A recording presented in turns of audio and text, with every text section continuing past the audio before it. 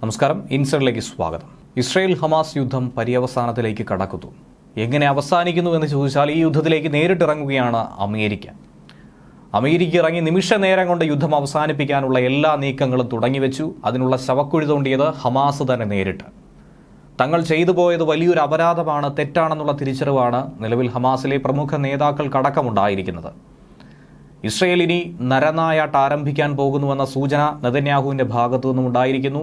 America ഇറക്കിയ കരിമ്പട്ടികയിലെ ഓരോ തലവന്മാരെയും തിരഞ്ഞു പിടിച്ചു തീർക്കാനുള്ള ദൗത്യത്തിലാണ് ഏർപ്പെട്ടിരിക്കുന്നത്. അതിൽ ഇതിനോടകം 2-ലധികം ആളുകൾ കൊല്ലപ്പെട്ട് കഴിഞ്ഞു എന്നുള്ളതാണ് മനസ്സിലാക്കാൻ കഴിയുന്ന വിഷയം.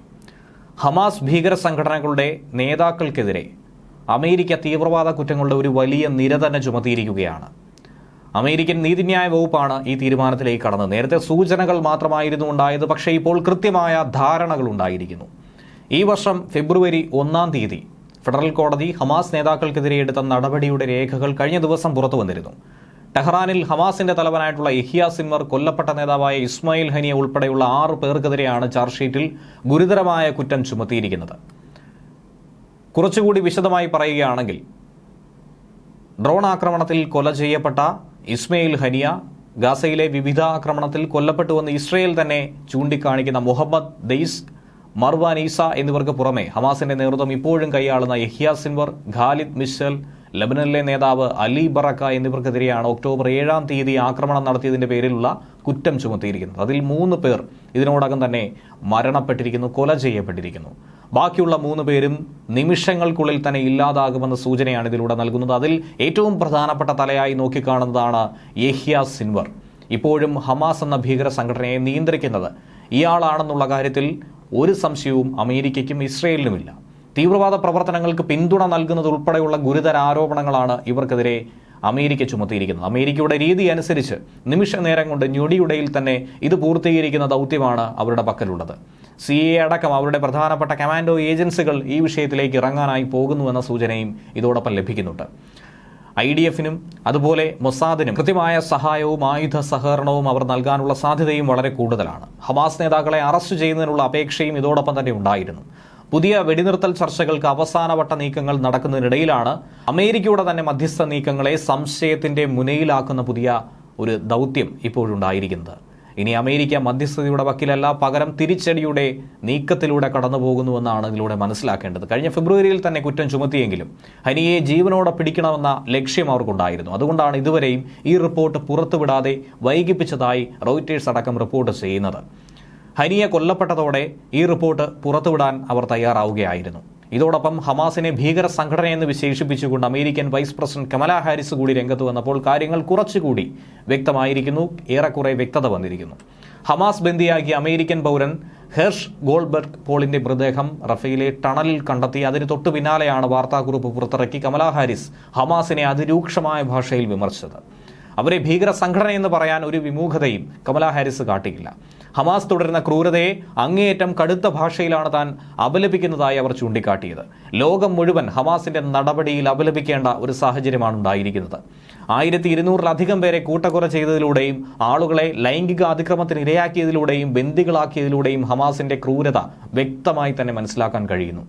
ഇസ്രായേൽ ജനതയ്ക്കും ഇസ്രായേലിലെ അമേരിക്കൻ പൗരന്മാർക്കും ഹമാസ് ഉയർത്തുന്ന ഭീഷണി അത് ഉന്മൂലനം ചെയ്യണം, അതിനെ ഇല്ലാതാക്കുക വേണം. ഗാസയെ നിയന്ത്രണത്തിലാക്കാൻ ഹമാസിന് കഴിയരുത് ഒരു കാലത്തും. പലസ്തീൻ ജനതയും ഹമാസിന് കീഴിൽ ദുരിതം അനുഭവിച്ചു കൊണ്ടിരിക്കുകയാണെന്നാണ് കമലാ ഹാരിസ് പറയുന്നത്. കഴിഞ്ഞ വർഷം ഒക്ടോബർ 7-ാം തീയതി ഇസ്രായേലിനെതിരെ നടത്തിയ ആക്രമണത്തിന് പിന്നാലെയാണ് ഹമാസ് തീവ്രവാദ സംഘടനയാണെന്ന് അമേരിക്ക ആരോപിച്ചത്. ഹമാസിനെതിരായ നടപടികൾ അവസാനിക്കില്ലെന്നും അവർക്കെതിരായ നീക്കത്തിന്റെ ഒരു ഭാഗം മാത്രമാണ് ഇപ്പോൾ കോടതിയുടെ ഭാഗത്തു നിന്നും ഉണ്ടായെന്നുമാണ് അമേരിക്കൻ അറ്റോർണി ജനറൽ മെറിക് ഗാർലൻഡിന്റെ പ്രസ്താവനയിലൂടെ പറയുന്നത്. ഒക്ടോബർ 7-ാം തീയതി ഉണ്ടായ ആക്രമണം ഉൾപ്പെടെ ഹമാസ് വർഷാവർഷങ്ങളായി നടത്തിക്കൊണ്ടുവരുന്ന പല തരത്തിലുള്ള തീവ്രവാദ പ്രവർത്തനങ്ങൾക്കും കൊലപാതകങ്ങൾക്കും ആക്രമണങ്ങൾക്കും എതിരായി തന്നെയാണ് യഹ്യ സിൻവറിനും മറ്റ് ഹമാസ് നേതാക്കൾക്കുമെതിരെ ഈ കുറ്റകൃത്യങ്ങൾ ചുമത്തിയിരിക്കുന്നതെന്നും മെറിക് ഗാർലൻഡ് ചൂണ്ടിക്കാണിക്കുകയുണ്ടായിരുന്നു. അതേസമയം ഗസയിൽ കൊല്ലപ്പെട്ട നിരവധി ബന്ദികളുണ്ട്. അതിൽ അങ്ങേയറ്റം വേദനയാണ്, ഹൃദയവേദനയാണ് ഇസ്രയേലിൽ പുകഞ്ഞുകൊണ്ടിരിക്കുന്നത്. ഈ സാഹചര്യത്തിൽ അവരുടെ ബന്ധുക്കളോട് മാപ്പപേക്ഷിച്ചിരിക്കുകയാണ് ഇസ്രായേൽ പ്രധാനമന്ത്രി ബെഞ്ചമിൻ നെതന്യാഹു. ബന്ധുക്കളുടെ ബന്ധുക്കളെ നേരിട്ട് കണ്ടാണ് മാപ്പ് അപേക്ഷിച്ചത്. ഇക്കാര്യം തിങ്കളാഴ്ച രാത്രി ജെറുസലേമിൽ നടത്തിയ വാർത്താ സമ്മേളനത്തിലൂടെയും ആവർത്തിച്ച് അദ്ദേഹം പറയുകയുണ്ടായിരുന്നു. 6 ബന്ദികളിൽ ചിലരുടെ കുടുംബങ്ങളോട് സംസാരിക്കുകയും അവരോട് നേരിട്ട് മാപ്പ് ചോദിക്കുകയും ചെയ്തു. ഞാൻ കുടുംബങ്ങളോട് പറഞ്ഞ കാര്യം ഇവിടെ വീണ്ടും ആവർത്തിക്കുന്നു. അവരെ ജീവനോടെ തിരികെ കൊണ്ടുവരാൻ കഴിയാത്തതിൽ ഞാൻ നിങ്ങളോട് ക്ഷമ ചോദിക്കുന്നു. ഞങ്ങൾ അവരുടെ അടുത്തെത്തിയിരുന്നു, പക്ഷേ വിജയം കണ്ടില്ല. ഇതിന് വലിയ വിലയായിരിക്കും ഹമാസ് നൽകേണ്ടി വരുന്നത് എന്നുള്ള ഉറപ്പ് മാത്രമാണ് അവർക്ക് നൽകിയത്. സമ്മർദ്ദത്തിന് വഴങ്ങില്ലെന്നും ബന്ദിമോചന കരാറിൽ ഏർപ്പെടണമെങ്കിൽ ഫിലാഡൽഫി വഴി ഇടനാഴിയിൽ നിന്നും ഇസ്രയേൽ സേന പിന്മാറണമെന്നുമുള്ള നിർദ്ദേശമാണ് ഹമാസ് മുന്നോട്ട് വെച്ചത്. ഈ ഭീഷണി ഒരു കാരണവശാലും ഇസ്രയേൽ അംഗീകരിക്കില്ല എന്നാണ് നെതന്യാഹു പറയുന്നത്. ഈജിപ്ത് ഗാസ അതിർത്തിയിൽ ഇസ്രയേൽ സാന്നിധ്യം നിലനിർത്തി മാത്രമേ വെടിനിർത്തൽ കരാറിന് താൻ സമ്മതിക്കൂവെന്നാണ് അദ്ദേഹം ചൂണ്ടിക്കാണിച്ചത്. പക്ഷേ 100-ലധികം ബന്ദികളെ മോചിപ്പിക്കണമെങ്കിൽ ഗസയിൽ നിന്നും പൂർണ്ണമായും ഇസ്രയേൽ പിൻവാങ്ങണമെന്നാണ് ഹമാസ് മുന്നോട്ട് വെച്ച നിബന്ധന. ഈജിപ്ത് അതിർത്തിയോട് ചേർന്നുള്ള ഫിലാഡൽഫി ഇടനാഴിയും തെക്ക് വടക്കൻ ഗസകളെ നെടുകെ പിളർത്തി നിർമ്മിച്ച നെറ്റ്സാറിം ഇടനാഴിയും അടക്കം ഗസയിലെ മൊത്തം പ്രദേശങ്ങളിൽ നിന്നും പൂർണ്ണമായും ഇസ്രയേൽ സൈനിക പിന്മാറ്റമില്ലാതെ വെടിനിർത്തൽ കരാറിലേക്കില്ല എന്നാണ് ഹമാസ് ആവർത്തിക്കുന്നത്. വീണ്ടും വെടിനിർത്തൽ കരാറിന് അമേരിക്ക രംഗത്തെത്തിയ സാഹചര്യത്തിലാണ് മുതിർന്ന ഹമാസ് നേതാവ് ഖലീൽ അൽ ഹയ്യയുടെ വിശദീകരണം പുറത്തു വന്നത്. ഇനിയിപ്പോൾ എന്തായിരുന്നാലും വെടി നിർത്തിയാലും ഇല്ലെങ്കിലും വെടിക്കെട്ട് തുടങ്ങാനാണ് തീരുമാനിച്ചിരിക്കുന്നത്. ന്യൂസ് ഡെസ്ക് മലയാളി വാർത്ത ഇൻസൈറ്റ്.